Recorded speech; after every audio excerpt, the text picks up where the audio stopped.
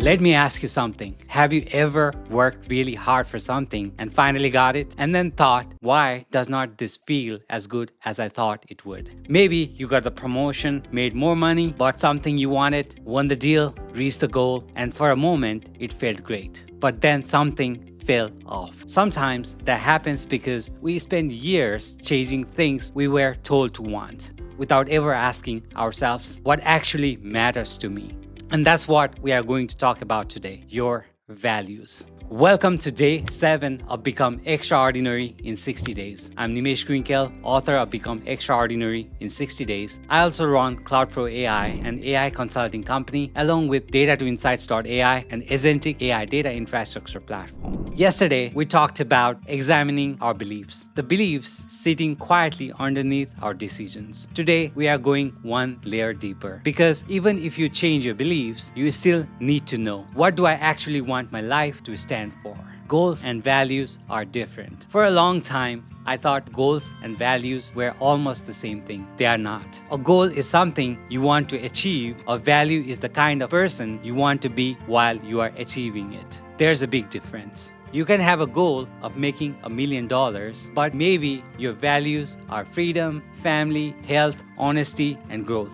Now, imagine you make that $1 million, but you barely see your family. You have not taken care of your health. You hate waking up every morning, and you have become someone you don't really recognize. Technically, you succeeded, but did you? That's the problem. Sometimes we are climbing the ladder so fast, we never stop to ask whether it's leaning against the right wall. Your life reveals your values. Here's something uncomfortable I want you to try. Think about your last 7 days. Not the life you want to live, the life you actually lived. Where did your time go? Where did your energy go? What got your attention? Because if I asked you what matters most to you, you might say, my family, my health, my relationships, my growth, my peace. But then look at the calendar. Sometimes the calendar tells a completely different story. I've caught this in myself too. There have been times when I would have told you health mattered to me. But if you looked at my schedule, work was getting nearly everything, health was getting whatever was left, and that forced me to ask myself, do I really value this? Or do I just like the idea of valuing it? That question can sting a little, but it's useful because your values are not really tested when life is easy. They are tested when something has to give. Values show up when there's a cost. It's easy to say you value honesty until telling the truth might cost you something. It's easy to say you value family until work calls during dinner. It's easy to say you value health until you are exhausted and the easiest choice is to ignore it again. It's easy to say you value boundaries until someone gets disappointed when you say no. That's when values become real, when there's a cost attached. Because a value is not just something you agree with, it's something you are willing to protect. And sometimes the hardest part of living by your values is accepting that somebody else may not understand your decision. Values make decisions easier. Here's why this matters so much. Clear values make life simpler. Not necessarily easier, but simpler. Because every day, people are going to ask your time, your attention, your money, your energy. Opportunities are going to show up, and some of them will look really good. But not everything that looks like an opportunity is right for you. When you don't know what matters to you, every decision becomes exhausting. Should I do this? Should I say yes? Should I stay? Should I leave? What will people think? What if I miss out? But when your values are clear, you have a filter. You can ask, does this move me closer to the person I want to become or farther away? Sometimes that one question is enough. Values in career and leadership. I have experienced this in business too. Sometimes there's a fast way to get the result, and there's a way you can actually feel good about afterward. And they're not always the same path. Maybe the shortcut makes more money today, maybe pushing someone harder gets the project finished faster, and maybe staying quiet avoids an uncomfortable conversation.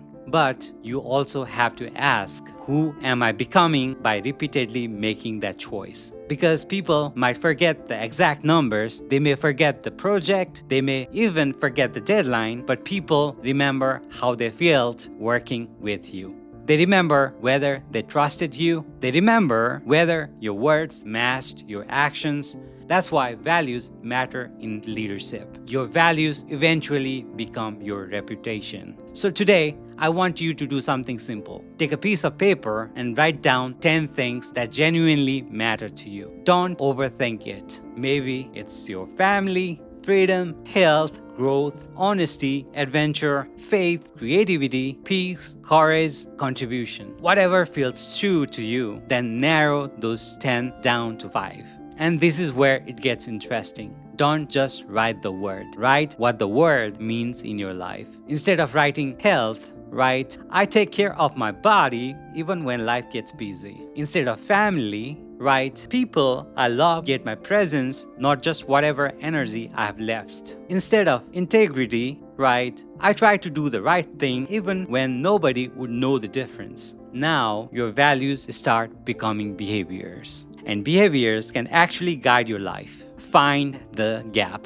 Now, look at those 5 values. For each one, ask yourself 2 questions. Where am I already living this? And where am I contradicting it? Don't judge yourself. Just notice. Maybe you value health, but you are sleeping 5 hours a night. Maybe you value family, but every conversation happens, you are staring at your phone. Maybe you value growth, but you have not challenged yourself in months. Maybe your value is peace, but you keep saying yes to things that create resentment. Pick one gap, just one, and do something about it within next 24 hours. It does not have to be dramatic. The goal is not to completely rebuild your life today. The goal is to make your action a little more honest. And for your 7-minute practice today, sit somewhere quiet, take a few slow breaths, bring each of your 5 values into your mind, one at a time, and instead of just thinking about the word, remember a moment when you actually lived it. It may be a moment when you were brave. It may be a moment when you choose your family. It may be a moment when you protected your health. A moment when you told the truth. A moment when you were completely yourself. Notice how those moments felt. Then think about one decision you are currently struggling with and ask yourself, if I really lived by my values, what would I do? Don't force an answer. Just sit with the question. Sometimes you already know the answer. You have just been avoiding it. Tonight, before you go to bed, ask yourself, what does my calendar say I value most right now? Which value do I talk about more than I actually live? Where am I saying yes when I really want to say no? What am I tolerating that keeps me away from person I want to become? And finally, what is one small thing I can change tomorrow? Not next month, not someday, tomorrow.